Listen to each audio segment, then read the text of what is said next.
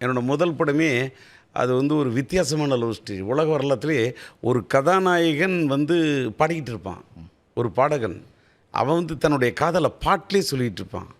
அந்த கதாநாயகி பாட்டை கேட்குறாளா கேட்க மாட்டாளா, இல்லை கேட்குறத மறைக்கிறாளா, இதுதான் ஒரு கேமு. அதில் வந்து அந்த ஒரு இடத்துல அவள் கடைசி வரைக்கும் தன்னுடைய அவன்கிட்ட வந்து ஒரு வாய் திறந்து ஒரு வசனம் கூட பேச மாட்டாள். படத்தில் வந்து லேடி வாய்ஸே கிடையாது, ஃபீமேல் வாய்ஸே இல்லாத ஃபுல்லாக எல்லா பாட்டுமே ஹீரோ தான் பாடுவார். அப்படி ஒரு படம் எடுத்து கடைசி வரைக்கும் கதாநாயகிட்ட பேசாத ஒரு பெண். இவனோட ராகம் வந்து ஒரு ஒருதலை ராகம், ஆனால் அவளோட ராகம் ஒரு மௌன ராகம்.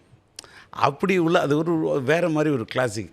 கடைசி வரைக்கும் பேசாமலே இருந்துட்டு கடைசியில் தன்னோட காதலை இவன் காதல்னு சொல்லிகிட்டே இருப்பான், ஆனால் அவள் காதலை சொல்லாமலே இருப்பாள். கடைசியில் அவள் காதலை சொல்ல வரப்ப இவன் உயிரோடு இருக்க மாட்டான். இப்படி ஒரு வித்தியாசமான கான்செப்ட் இந்த முதல் படத்திலே கொடுத்தேன்.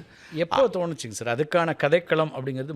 முதல்ல அது ஒரு கல்லூரி வாழ்க்கையில் அப்போலேருந்தே ஒரு ஃபார்ம் ஆயிடுச்சு. மயிலாடுதுறையில்? ஆமாம், மயிலாடுதுறையில் ஏவிசியில் பிஏ பண்ணேன். உங்களுக்கு மயிலாடுதுறை என்ன பிடிக்காதுல்ல? மாயவரத்திலே?